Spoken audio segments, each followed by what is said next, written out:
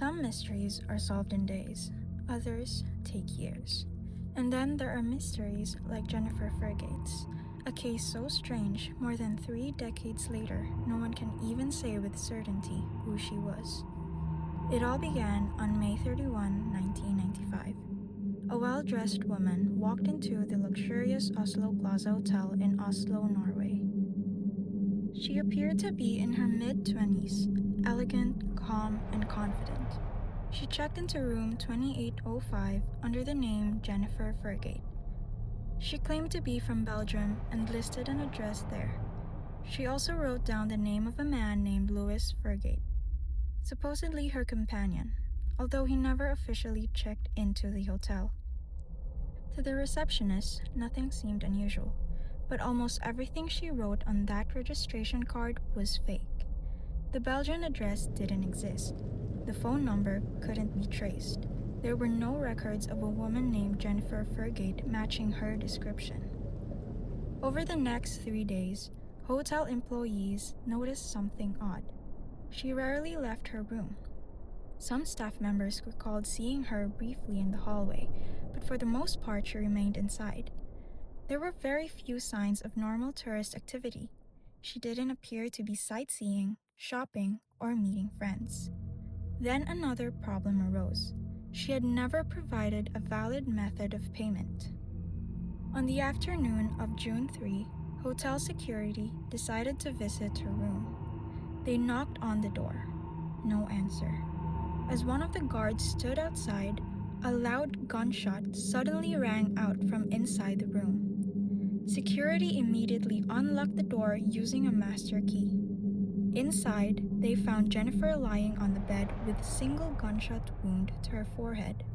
A 9mm Browning pistol rested in her hand. The room was locked from the inside. At first glance, investigators believed it was a suicide. But almost immediately, disturbing details began to emerge.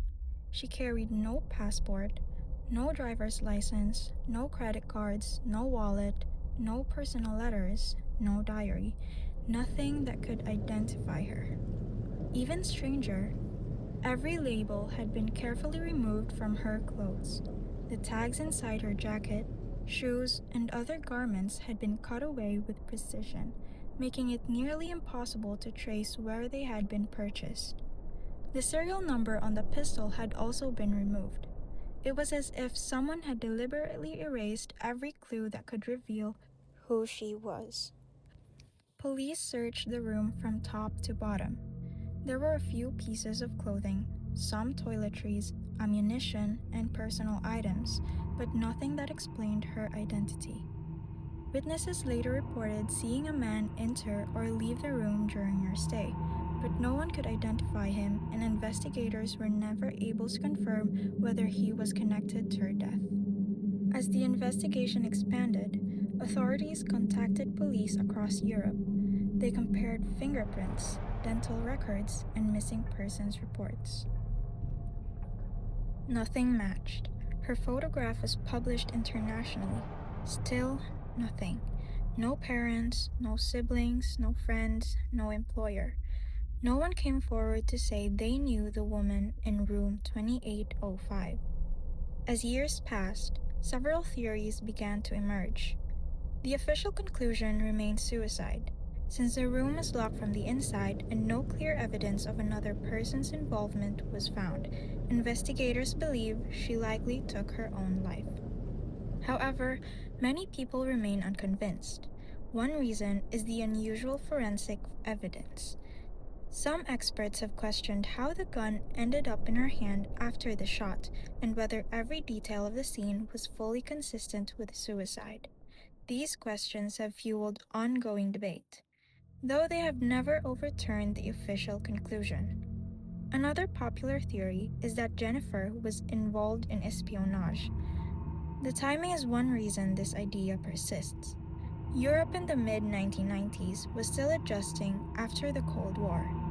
Intelligence agencies remained active, and operatives often traveled using false identities.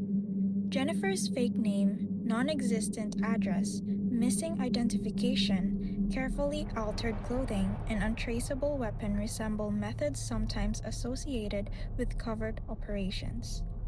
Despite this, no evidence has ever confirmed that she worked for any intelligence agency.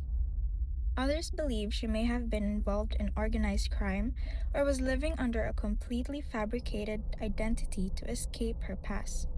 Perhaps the most heartbreaking possibility is also the simplest. Maybe she was just an ordinary woman who desperately wanted to disappear. By removing every label, carrying no identification, and using a false name, she may have intended that no one would ever know who she was after her death.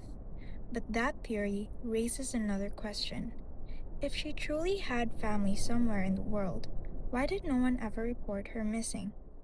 In recent years, advances in forensic science have given investigators new hope.